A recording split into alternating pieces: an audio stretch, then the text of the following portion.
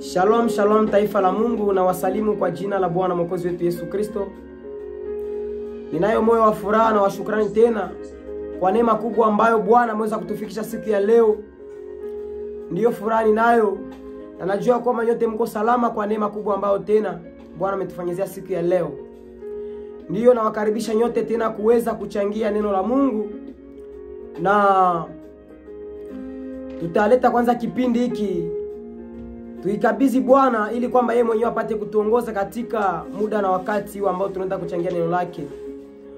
Bwana mtakatifu, Baba unayeketi mahali pa kuinuka, tuko chini ya uvuli wako Baba, tukisema asante kwa ulinzi na ukingo. Asante kwa kutufia siku ya leo. Bwana mtakatifu, nashuka nikiomba rehema kwa ajili yangu na kwa niaba ya kila mmoja atakayesikia. Samehe kila mmoja Bwana, ututakase na kutusafisha kwa damu ya mwana kondoo wako Bwana mtakatifu. Tazama ni muda na wakati ambao tena tunaenda kuzungumzia neno lako. Acha Roho yako mwenyewe apate kutuongoza katika kipindi hiki, ili kwamba tuone ushindi wako tena kusimama ndani ya maisha yetu, kwa jina la Yesu Kristo, amen. Ndiyo, bila kuchelewa tutaenda kufungula Biblia zetu, na somo yetu ya leo inapatikana ndani ya kitabu cha Warumi 5 mstari wa 8 hadi kunefu pale ku9. Tunayo somo ya tutaweza kuzungumzia leo namna gani tumeweza kuhesabiliwa haki. Bila kuchelewa tutasoma, acha tusome kwa jina la Yesu Kristo. Biblia maandiko matakatifu inasema hivi: Mais Dieu prouve son amour envers nous en ce que lorsque nous étions encore des pécheurs, Christ est mort pour nous. À plus forte raison donc, maintenant que nous sommes justifiés par son sang, serons-nous sauvés par lui de la colère. Biblia maandiko matakatifu ndani ya kitabu cha Warumi ni kitabu ambacho Paulo kunazungumzia namna gani mimi na wewe tumepata kuhesabiliwa haki. Haki, sikukuwa na haki na wewe hukukuwa na haki, lakini haki ni kitu ambacho kitafanya mimi wala wewe siku moja tupate kuingia katika ufalme wa Mungu. Na haki ya Mungu haitembee katika tu kusema ya kwamba kweli nina haki, hapana. Lakini haki ya Mungu kwa kwanza inafuatana na wale ambao wanaoamini Yesu Kristo. Yaani singi ya kwanza kuhesabiliwa haki ni wewe kumwamini Yesu Kristo. Na katika ile kumwamini Yesu Kristo unapaswa kuamini ya kwamba kuko kazi ambayo aliyofanya pale Golgotha kumsalaba ili kwamba tupate kukombolewa. Wokovu wetu hautoi katika kazi ambayo tunayoyafanya, kusema kwamba kuko every friends ulifanya, kusema kwamba we ulisaidia watu sana, kusema kwamba we ulihubiri sana, kusema kwamba we ulitabiri sana. Hapana, hicho tutakusabilia haki. Lakini haki inatoka katika imani. Unamwamini Mungu kupitia njia ambayo tutayarisha kwamba tupate kuokolewa. Hakuna ingine njia ambayo Mungu alitayarisha isipokuwa Yesu Kristo. Na ndio maana kupitia sadaka ambayo aliyotoa pale Golgotha, kupitia damu ambayo iliyomiminika pale kwenye mlima wa Golgotha, njoo mimi na wewe ambao tumemwamini tukapata kuhesabiliwa haki. Yesu akasema ya kwamba ndani ya kitabu cha Mathayo 6 mstari wa 33 ya kwamba tutafute kwanza ufalme na haki, ambao bila hiyo haki hakuna atakayemuona Mungu. Ina maana utafute kwanza Kristo ili kwamba upate kumuona Mungu, sababu ni kupitia yeye ndio tunapata haki. Na Kristo, wakati tunapozungumzia Kristo, ina maana tutafute neno la Mungu, tutafute kuishi neno la Mungu. Haki ambayo tumehesabiliwa haitutume kufanya dhambi, sababu haki imeshahesabiliwa zamani, hapana. Lakini uko na riski ya kupoteza haki ambayo umehesabiliwa kama hauheshimu sana njia za kufikia za kutembea ndani ya haki. Njia ya kutembea ndani ya haki ni njia ambayo ni njia ya kutakasika. Na utakaso wetu hautoke tu katika kukiri dhambi hapa, lakini utakaso wetu unatoka katika hali ya kukiri na kufanyia ile confession yako kazi. Yaani kama umekiri leo unasema ya kwamba nimeacha uasherati, ujua kwamba leo uasherati umeacha, umeikiri na kuyaacha. Usikiri leo kesho urudi tena unasema utakiri, hapana. Biblia inasema kwamba Mungu haziakiwi yale ambayo mwanadamu anayopanda atayavuna.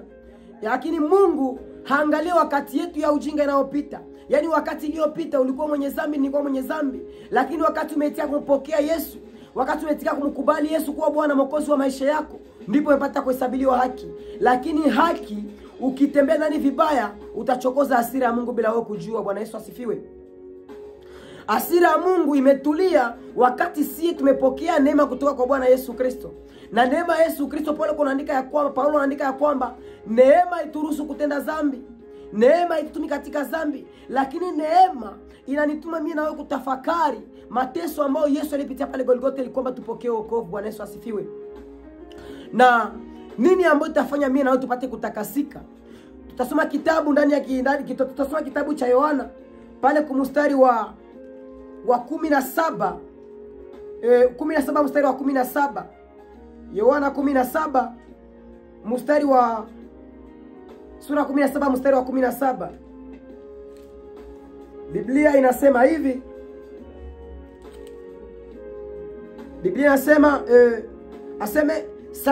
sanctifie-les par ta vérité, ta parole est la vérité. Ilikuwa ombi ambao Yesu alikuwa anaomba wakati alikuwa amemaliza tayari kazi yake, anataka enda msalabani. Wakati alikuwa amemaliza, alikuwa enda kamilisha sasa pale kwenye msalaba. Akaomba Mungu ya kwamba Mungu atakase mitume kupitia ukweli. Ukweli wa Mungu ni neno lake. Yaani kupitia neno la Mungu tumetakasika. Kupitia neno la Mungu tumekuwa safi. Lakini hautaweza kuwa safi kama uweki katika matendo neno ambayo Mungu iko na kuongelesha leo. Hautaweza kuwa safi kama hauingie kilindini ndani ya neno la Mungu.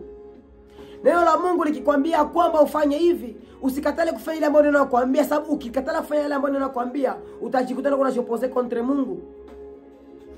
Kuna utakaso wa aina ya kwanza na kuna utakaso wa aina ya pili. Utakaso wa aina ya kwanza, utakaso ambao unagusa ndani. Utakaso wa ndani ambao ukisoma Mathayo 23, Yesu kunazungumza aina ya Wafarisayo namna wanavyoishi. Yaani Wafarisayo walikuwa watu ambao walikuwa wanatakasa nje, lakini ndani mnaoza. Na ndio maana utakaso ya kwanza ya ndani ni utakaso ambayo inahusu roho na nafsi mule ndani. Roho na nafsi inapotakasika, ndipo nje sasa kutaanza kufanya nini? Kutaanza kuwa reflete na ile utakaso ya ndani. Utatakasa ndani kupitia nini? Utatakasa ndani kupitia neno la Mungu. Sababu kuna dhambi ambazo zinagusa ndani na kuna zingine ambazo zinagusa nje. Hasa umo ndani, mwenezo dhambi za siri ambazo mimi siwezi kuona, lakini Mungu anaziona. Kuna hizo dhambi ambazo unaweza kujifungia ndani ya chumba yako, unaweza kuzifanya mwenyewe, lakini ujue kwamba mimi sikuone, lakini Mungu anaona katika siri iko na kuona. Unaweza kujifungia katika chumba, unatoa telefoni unaanza angalia mafilmu ya pornography, unaanza angalia masturbation, unaanza fanya masturbation na kusukuma masturbation, lakini ujue kwamba mimi ambaye niko nasema hapa siwezi kukuona kwa macho yangu, lakini Mungu ambaye anaona katika siri anakutazama. Kuko dhambi ambazo unafanya katika siri, unachukia mtu humo ndani, chuki na ikala mule ndani, lakini ujue kwamba Mungu ambaye anayeona mioyo ya watu anaangalia ndani gisi muko. Ndio maana Yesu anaambia Wafarisayo waanze kwanza kutakasa ndani, alafu nje kutaguswa kwenyewe. Bwana Yesu asifiwe. Na katika hiyo hali unakutana kuna kwa sababu utakaso tena ya nje. Utakaso ya nje ndio utakaso ambao iko inagusia sana mambo ambayo tunaweka kwenye mili zetu ambazo Mungu hataki. Mili yetu ni hekalu ya Roho Mtakatifu, Biblia inasema. Na katika kwa hekalu ya Roho Mtakatifu tujue kwamba Roho Mtakatifu ndani yake hamna uchafu. Biblia inazungumzia namna gani tunaweza kuvala, namna gani tunaweza kujipamba. Kujipamba yetu tunapaswa kujipamba ya natural. Kama umenawa maji, kama umejipaka tayari mafuta, lazima baki hivyo hivyo. Usitaki kwanza kuongeza mabitu yako, unaongeza marouge à lèvres, unasuka nyelo weka mameshi. Ujue ya kwamba uko unachafuna hekalu ya Roho Mtakatifu, na kuna wakati ambayo Mungu atakulomba raporo ya kazi uliyofanya hapa chini ya jua. Atakuuliza maisha yako kama uliongoza katika haki. Bwana Yesu asifiwe. Ina maana wakati ninapozungumzia utakaso, ujue kwamba utakaso na kupeleka kukuwa na intimite na Roho Mtakatifu, sababu yeye ni mtakatifu. Lakini usipokuwa na utakaso, kila dhambi ambayo utakayoyafanya, ujue kwamba hiyo dhambi itakupeleka mu intimite na mademo, parce que derrière tout péché il y a un esprit qui se cache. Nyuma ya kila dhambi kuna kuwa pepo ambayo inajificha kule, kuna kuwa roho ambayo inajificha nyuma ya dhambi. Nyuma ya kila mapambo ambayo unatia kwenye mwili wako, kuna kuwa pepo ambayo iko nyuma ama roho ambayo inasindikizwa na hiyo dhambi. Ndio maana ukutana wakati mtu iko delivré, kuna kuwa esprit fulani ambayo kunasema ndani yake. Ina maana unaweza kujogelea kanisa, unaweza kuingia kanisani lakini haujazogelea Mungu. Bwana Yesu asifiwe. katika hali ya kusogelea Mungu ni wewe kusikia na kuitika mambo ambayo Mungu anakuambia kufanya, ili kwamba siku moja upate kumuona. Tayari Yesu ametimiza kazi yake pale msalabani. Anachongoja kwako tu ni wewe kufanya responsibility yako. Responsibility yako ni wewe kutembea katika haki ambayo umesabiliwa tayari. Lakini usipotembea katika hiyo haki, ujue kwamba hesabu ile itafanya nini?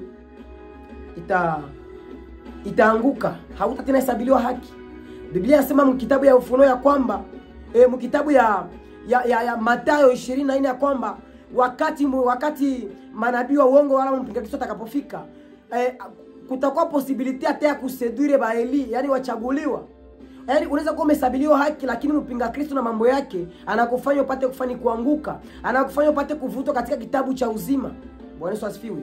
Siku ya leo ni siku ya kutafakari katika mambo haya. Ndio ni kweli umesabiliwa haki. Ndio ni kweli Mungu amekupenda akamtoa Yesu Kristo ni kwamba wewe upate kupokea wokovu. Lakini Mungu haruhusu dhambi sababu ameshatoa sadaka ya kuondoa dhambi, hapana. Lakini Mungu anakuita tena leo upate kutembea katika maagizo na kanuni zake, ili kwamba haki ile ipate kukaa ndani yako na siku moja upate kupenya mlango wa mbinguni. Yesu akusaidie, Yesu anisaidie tupate kushika ile ambayo tumezungumzia leo, na neema yake juu yetu, ili kwamba tupate kutembea katika haki. Amen.